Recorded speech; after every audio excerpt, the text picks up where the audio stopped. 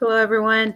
I'm Jovi Marie, and I'm here with the founder, Delores King, Living Through the Lens.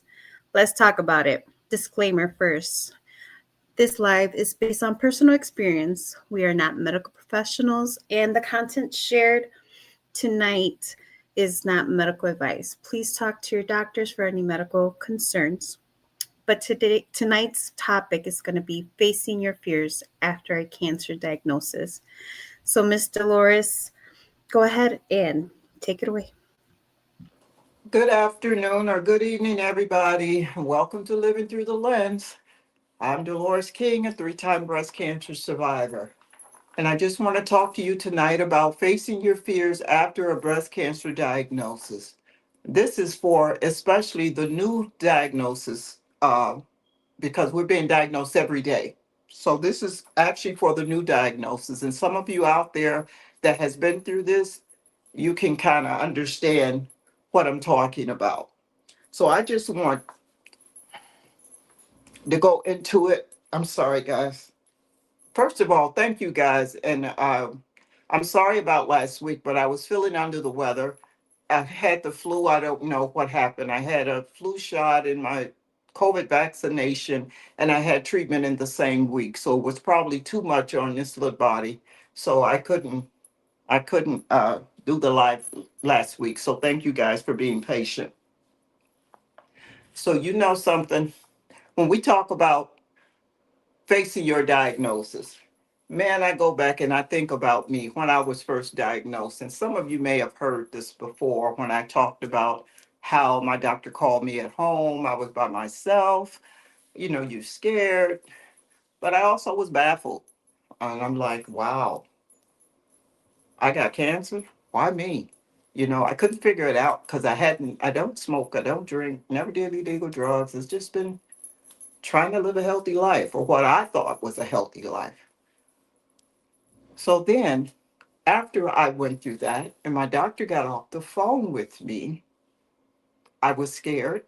Uh, Again, we question ourselves. I know I did, and I know most people say they didn't. It felt like my world around me had crumbled, or the world had kept moving. My world felt like it had came to a complete stop, and I couldn't understand why I was going through this. My heart started to sink. My stomach tightened up. It was a lot going on. You had body shakes. You just trying to make sense of the words you just heard. So for many of us, the first thought when we hear you have cancer, we automatically think, man, that's a death sentence. Now you're worried about, am I going to be here? Am I going to see my daughter have children, meet my grandchildren? I mean, it's a lot that goes through your mind. And the fear seems to somehow creep in and takes over. And it takes over what we're feeling, what we're thinking. It's a lot.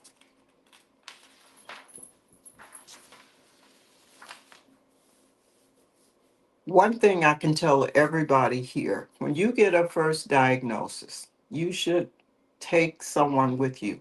You should never go through this journey alone. It's a lot.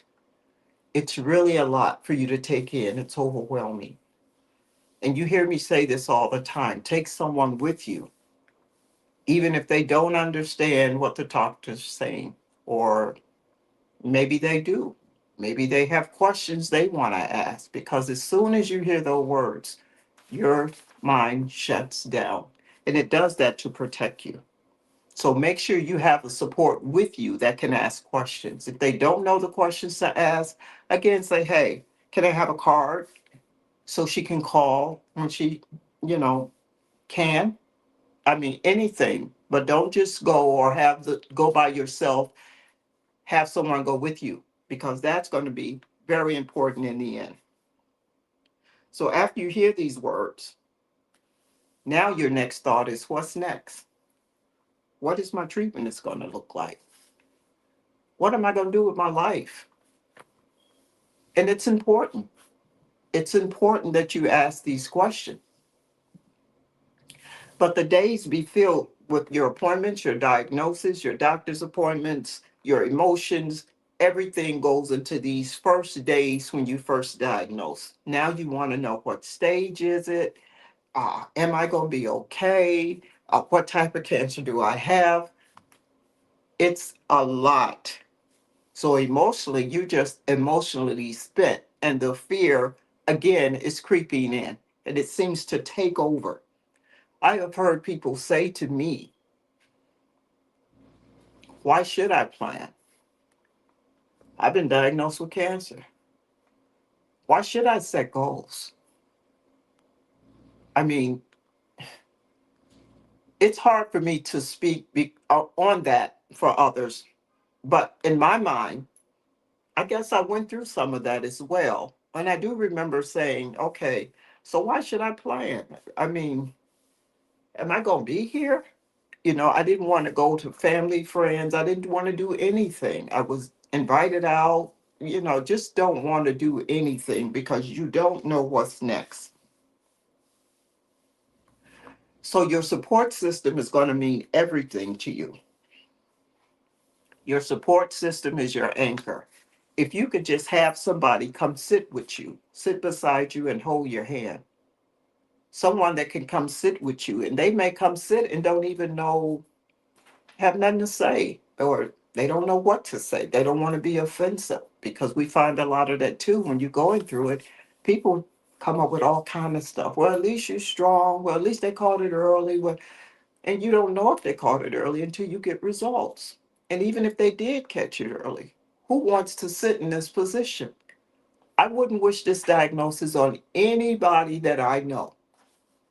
And I mean anybody. That's why it's important for you to take care of yourself.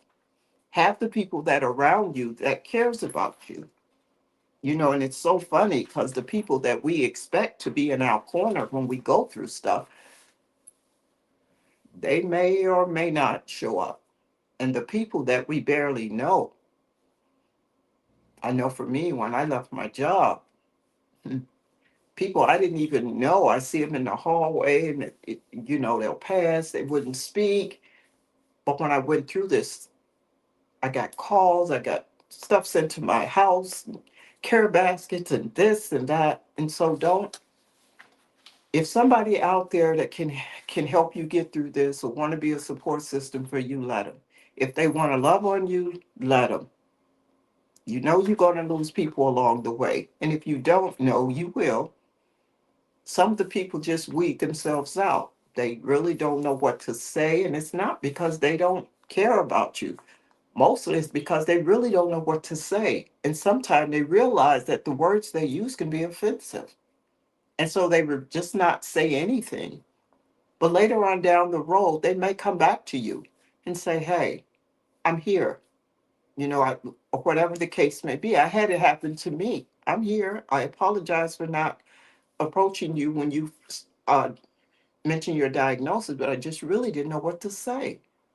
So just kind of look at that, because every time they don't speak or they don't reply like we want them to reply, that doesn't mean they don't care, or that, they don't want to deal with it.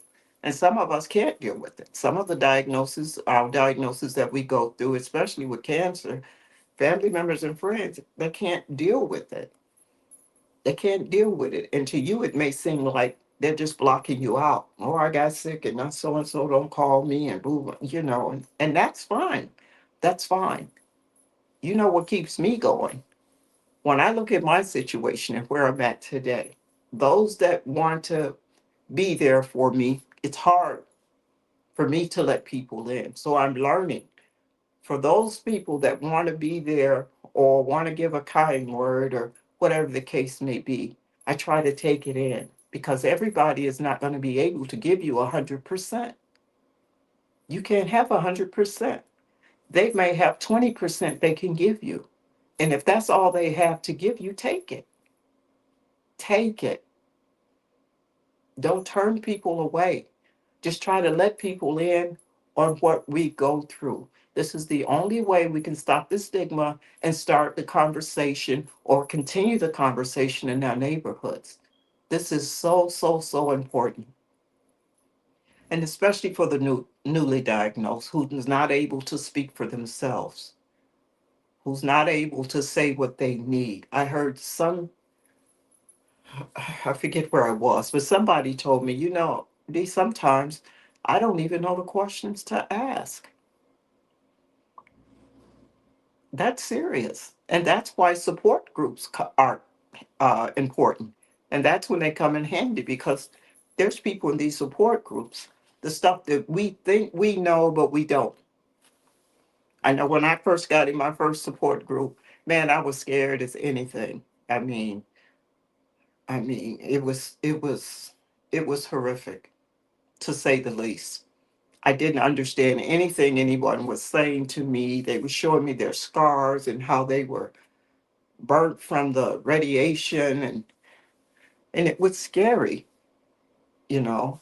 And so I had to go through that myself. Once I went through it, I kind of understood, but I still couldn't go back to that. I had to move forward. I need to know what's ahead of me. So get with someone, a support group. I don't know how you feel about support groups, but I know for me, my support group, I needed somebody in my group that understood what I go through. I needed them to look like me. I needed to understand, you know, what we're going through. And sometimes you still don't get a full understanding of what you go through. So there you just have to take it in and we just have to get through it. And it's difficult, especially when you don't know what's ahead. So when you're going to the doctor and the doctor tell you or call you or however you get the diagnosis, it's going to be hard. And you may have to hang up like I did. I had to just hang up the phone because I'm thinking, you got the wrong person. She couldn't be talking about me. I don't do this, I do this, I try to live right, I'm doing it doesn't matter. But whenever you come out of wherever you're at, there's some questions that you need to write down so you can ask. So start thinking about that. Any questions that you have, I can tell you what some of the common questions are that you should want to know. What stage of the cancer am I? What is treatment options are available? What are the treatment options that are available to me? Who can I call if I have questions? These are common questions that we should ask. And what support services or resources for mental health can you provide? And the last question, what are some of the possible side effects of the treatment? And I'm not here to scare anybody. The side effects.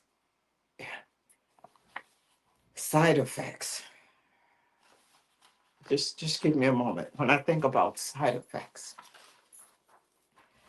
side effects for me was horrific. I went through treatment before, um, right after my diagnosis, I should say. I went through chemo. I did 6 weeks of chemo. That was to shrink the tumor so they can do the surgery. After I got through the chemo, the first chemo wasn't so bad. The doctor told me what to expect, like your hair would fall out, your skin will get dark, you might get sores in your mouth. It was just a lot. But thank God I didn't get through any of that. The chemo went, I didn't lose my hair. I got through chemo, the 6 weeks, I was fine. And then I had the surgery. After I had the surgery, I had to wait about another 3 to 4 months to heal before I was able to do chemo for the second time. This time I did chemo. The chemo was 8 sessions. I had 8 sessions. And the chemo was a bit stronger. It was more potent to me because things started to happen to me that I just really didn't understand. And even though the doctor had told me these things was going to happen, You hear it goes in, it comes out. I really wasn't listening. I'm just trying to say, yeah, yeah. They told me that on the first chemo, and it was fine. The second chemo was horrific, and the third chemo was worse. The second chemo, that's when my hair fell out. That's when I started to get sores.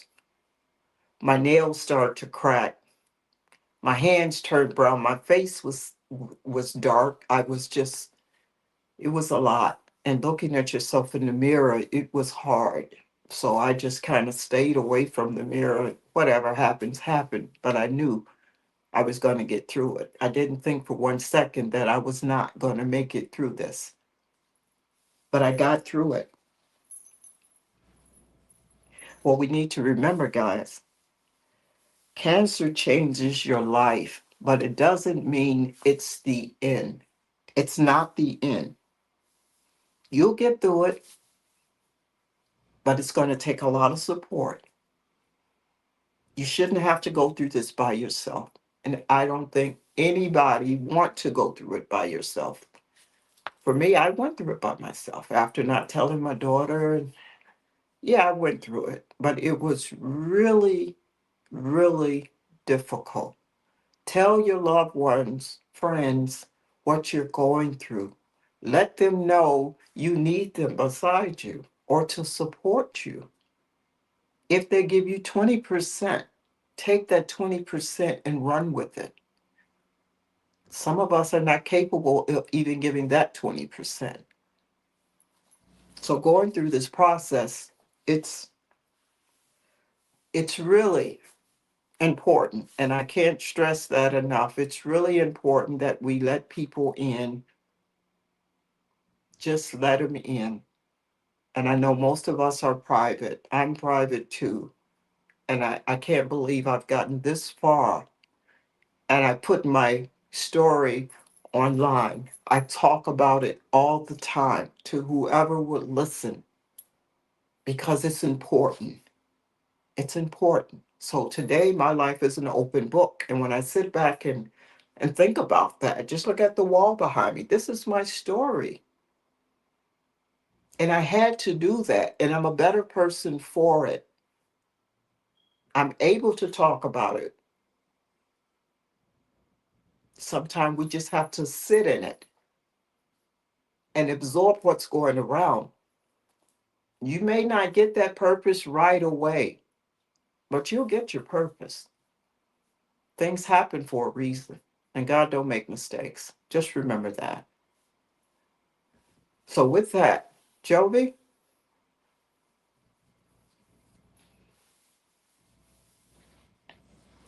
I can't hear Sorry, you. sorry. With that note, what are some tools and small steps that would help reclaim your So I peace? can't hear Jovi, and I hope you guys can hear me. So I'm going to continue until I'm able to get her back online. So it's breast cancer is it's emotional. It's heartbreaking. And when you sit down and think about it, people ask, why should I plan? What's going on? They don't know why they should plan, or they don't feel like they can plan. And I heard someone say, cancer stole my life. I wasn't able to do the things I wanted to do because cancer stole my life. My thing is, you're still here. You're still fighting and you're still living. So don't just give up and throw the towel in. Everything is not going to be the way we want it to be. So you have to trust the process. And if you have faith, put it on the cross. Give it to him. Let him deal with it. I'm not saying that to say, okay, if you put it out there, you're going to be okay. And you will be. But you're going to go through something. And that's expected. In order for us to get something out of this, we have to go through something. You can't go through life, I mean, not experiencing anything. And trust me, and believe it or not, there's people out there worse off than we are. So just think about these things, guys. And for the newly diagnosed people out there, all I can tell you, you know, if you guys need to send me questions, or if you want somebody there with you, or you just need somebody to talk, inbox me and say, hey, because I know everybody don't have somebody that can sit with them. I was in that predicament until I told my daughter what was going on. And that's another reason why we should tell people what's going on with us. So just make sure you get someone that can sit with you, talk with you. I don't know where or what's technical difficulties right now we're having, but I just want to continue to talk. I know I sound like a broken record, but even though I may be a broken record, this information is worth sharing and worth repeating. And even when we talk about planning, that's one thing I wanted to get on. I'm sorry, chemo brain. It just went. When we talk about planning, start small. You don't have to plan your life out. Just start small. Start off like, what am I going to eat tomorrow? What am I going to put on? Maybe I'm going to have a cup of tea. Start daily. Once you get the daily down and you feel you're ready to move forward, then start planning weekly. Well, I got a doctor's appointment this week. I'm going to cook a meal. I'm going to try a new recipe. I have a cup of tea. Anything. But we have to start somewhere. And that lets you know life is still moving. Life doesn't stop because we are diagnosed. Life keep moving. And you have to have a mindset to keep moving. Attitude plays a big part. Attitude and gratitude plays a big part in your healing. It really does. Ask me, I know. Or when we just stop and give up, we don't do anything, we don't go anywhere. I know what I'm talking about, guys. I've been there. I did that. And thank God he pulled me out of that. And I had something to lean on to help me move. It's going to be okay. Wherever you at, it's okay. And it's really okay today. But in the meanwhile, you still have to move. You're going to learn along the way. You're going to meet people that's going to come out of the woodwork and just start talking. There's people out there. There's people, compassionate people, empathetic people. There are people out there that will help you. But if you don't open up and get out and talk about your story, you'll never find them. I'm telling you, I've been there. And since I've been doing Facebook Live and put my story out, people come to me in strolls. And I mean, I don't care where I'm at, I'm out. And somebody will come up to me and start talking. Or they'll start talking about their family member or someone that they're dealing with or someone that's dealing with cancer. I had one woman come up and tell me, my sister's in the hospital right now fighting for her life. And you know what that did for me? I had to keep it together. I had to keep it together because the way I look at it, I could be in that pool. I mean, it's just real. It's just reality. It's just reality. Any of us can be there at any time. So I had to keep it together. And somehow I feel like I'm one step closer. I already have one foot in the door. But I don't let that stop me. I don't let that stop me at all. I keep moving. My attitude, my gratitude. You have to show these things. You have to act like you want to live. Like they say, y'all heard the term, fake it till you make it. So if that's what you need to do to stay here, if you want to be here, do that.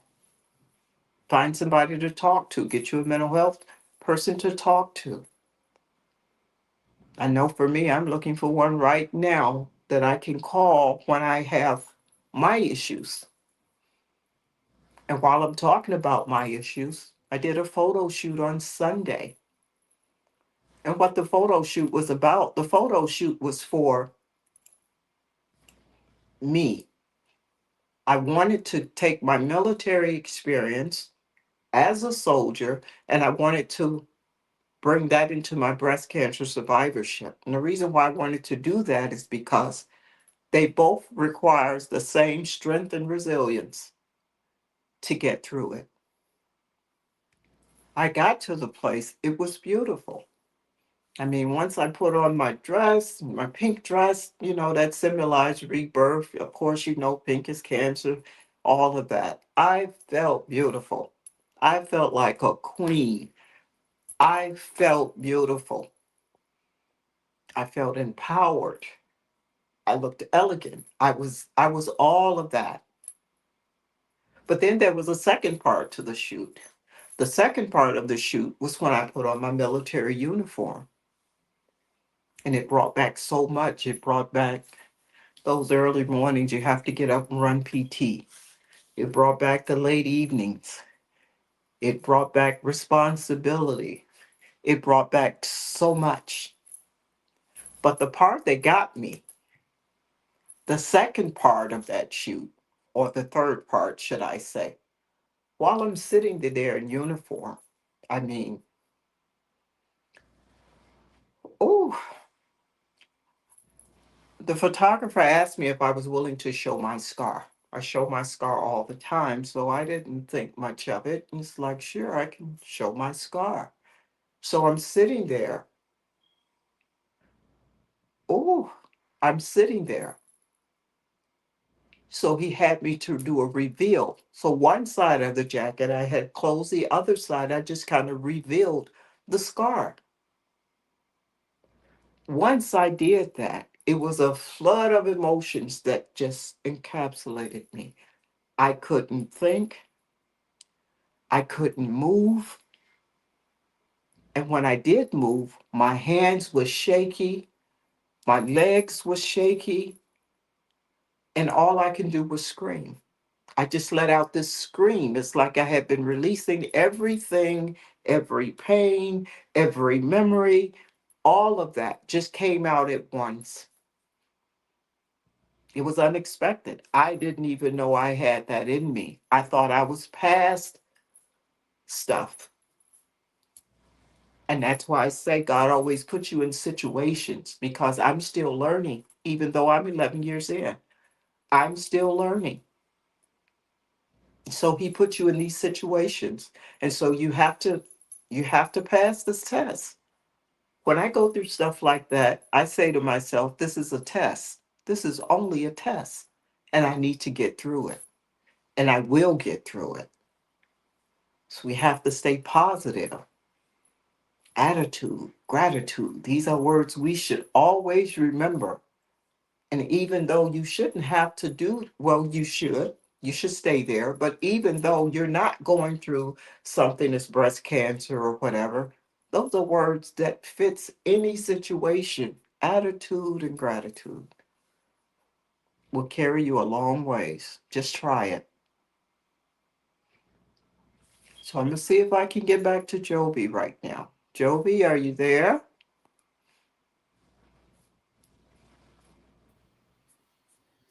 I'm here. Can you hear me? I can hear you. Yes, ma'am. Oh, okay, good. Okay. So did you have anything for me, Joby? So I did. What are some tools and some steps to reclaim your peace? The way I reclaim my peace, and I've been saying this as long as I can remember, and I suppose I'm going to continue to say it. My peace is doing things that I love. Right. And everybody know my photography. If you haven't been on my live before, my photography means the world to me. That's my peace. my sanctuary. That's where I live. That's my home. I can stay in the house for weeks at a time because I'm always doing something. I'm always creating. And this is a way that I don't have this on my mind 24/7. I'm not worried about what tomorrow is going to bring. I can only concentrate on what is today, what is present. So these are some of the things that help me. But I do have to say, though, my treatment, every time there's a treatment day, I go every 3 weeks, I have treatment. I can't sleep the night before. No matter what I do, that stays with me. But once the treatment is done, I'm out for a day, at least 24 hours. I'm just out. I'm exhausted. So those are some of the things that sustains me. Get something in your life you love. Try a cooking class. Get a new support group. I mean, go to the show. Do something. Don't just sit around thinking, oh, this is the end, because it's not. Yeah, I love that, especially that input there. Okay, again, Joey, I can't hear you. So I don't Sorry, know I what don't know other what's going questions you on. have. So I'm just going to try to wrap this up right fast because I think I didn't held enough of you guys' time. And I apologize for the uh, mishaps we're having today with this live. But it was important for me, even though I wasn't feeling my best, it was important for me to come on and talk to you guys. While I'm talking and in closing, I want to let you guys know next Wednesday, the 26th of November, that's the Wednesday before Thanksgiving, I will not be going live. Also, December the 24th, that's a Wednesday before Christmas, and the Wednesday the 31st before New Year's. I will not be live on those 3 days. So make sure you write them down. I'll try to put it on Facebook so you'll have the days. November 26th, December 24th, and December 31st will not be live on those days. Also, I want to say happy Thanksgiving. Uh, I'm going to kind of miss you guys, but I hope everybody have a beautiful Thanksgiving. Give thanks, regardless of where you are in your life. Give thanks because remember, there's always someone out there that's worse off than you. So enjoy your meal and your family. I love you guys.